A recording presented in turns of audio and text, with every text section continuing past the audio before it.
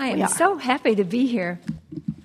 So my thing is kids with disabilities, and the mom who talked about her son with autism is so in my heart, because that's what I do, is I work with families that have kids with autism and other disabilities.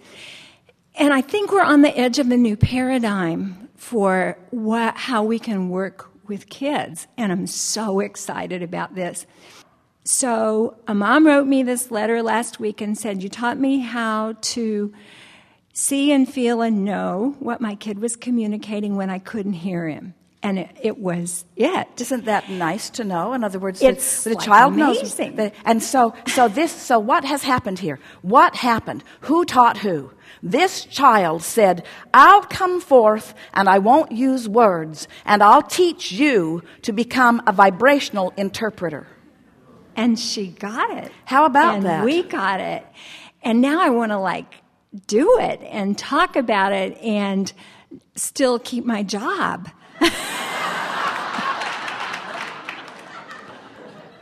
Okay. What would be so tell us your dilemma. So what is it that we know and you know that you don't think they know that you're afraid to tell them?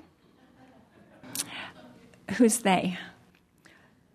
Those who have the power to fire you. What is it that you know, that we know, that they don't know, that you're afraid that when you tell them, what is it?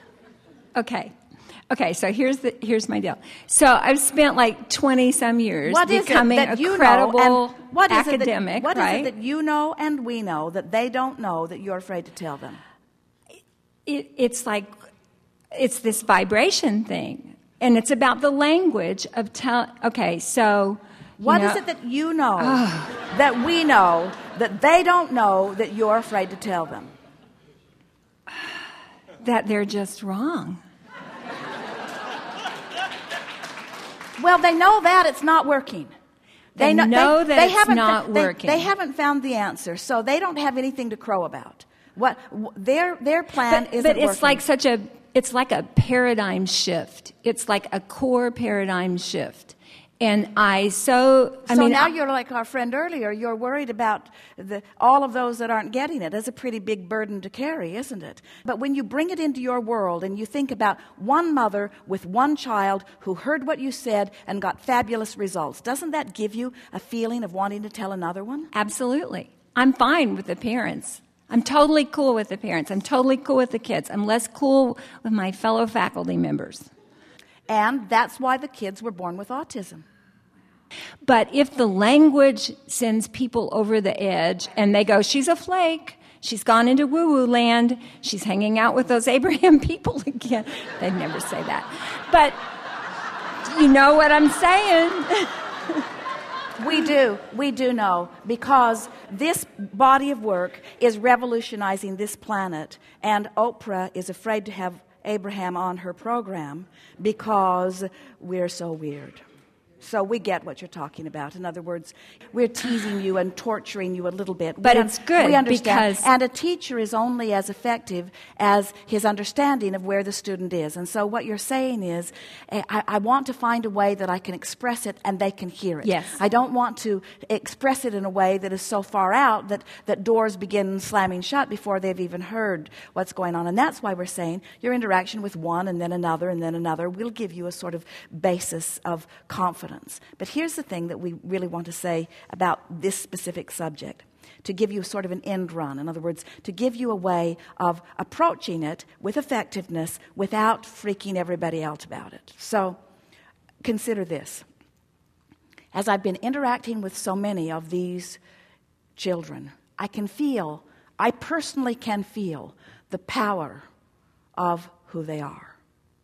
Now, nobody's going to argue with that. That's not going to freak anybody out. I can feel clarity from them that I don't always see. There's a deliciousness about them that is intoxicating to me. In other words, speak about how you feel drawn to them, to their power and clarity. And then say, I began thinking about, now, you can get a little religious if you want to. More of them would be comfortable with that than this.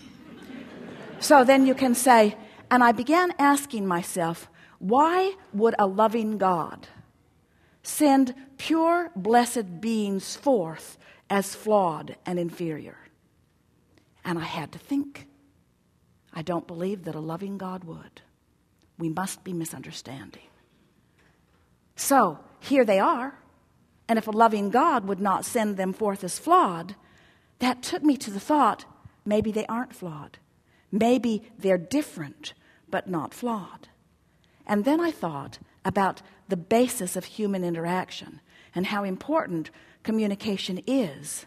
And I thought, what if this loving God has set forth these children who are different to communicate in an evolved and expanded way? Yes.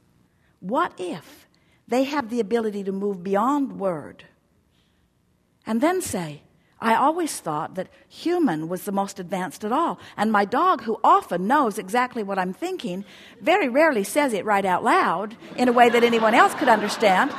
And nobody ever wants to believe that the dog is more advanced than me. And that tripped me up, because when the children couldn't talk, I thought they must be less advanced like the dog, not more advanced in some way. And I think that's where I got off in my thinking. And once I crossed that milestone, once I realized that it is possible for this loving God to have sent forth these magnificent children and that they may very well be advanced, once the idea occurred to me that they are advanced, not less than, now I wanted to begin to explore the possibility of that. And I began watching them. And I thought, what is it that all of us want? Whether it is a pile of money or a relationship or an experience or a circumstance or event, why do we want the things we want? And I thought, we want them because we think we'll be happier in having them. And then I looked at these children, and I got to tell you that aside from the frustration that is fostered in them from trying to get them to do things that they cannot easily do, they are mostly happy children. And I thought, they are. They are advanced. They have come forth understanding something that many of us want to understand. They have a bead on happiness. And then you can leave it there at first. You can say, so now my quest, I can feel that my mission, the goal that I've set for myself, I'm going to explore these children from the premise that they are advanced, not flawed. I'm going to explore these children from the premise that they have something to teach us, not that they are inferior and need teaching from us. That's the stance I'm taking. And then begin to tell this story and this story and this story and this story and this story of this little one and his relationship with his mother and what it was like before and now what it's like and how they are communicating and what a wonderful world it is. And it is our promise to you that once they get the vibration square between them, the words will come. Yes. But the words are not going to come until the vibration is lined up, That's right. you see. When you demand words without vibration being lined up, you're not going to get it. You'll have the success that you're looking for, and they will not shun you. They will put you on a pedestal and say, you figured it out. It's mind-boggling.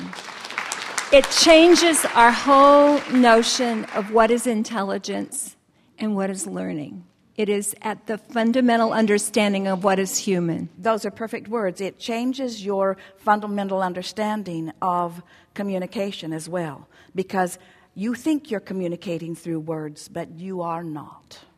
You are communicating through attitude. You can't be mad at someone and use flowery, smiley words and communicate anything other than that you are mad at them, because your vibration is much, much bigger than your words. And you live in a society, and most of those people that you know and all of those teachers, they are hypocritical. They are phonies. This is what is sending the children crazy. Mothers say, don't you know I love you? When there's no love in her vibration whatsoever, you see.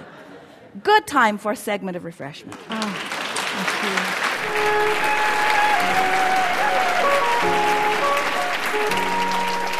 Thank you.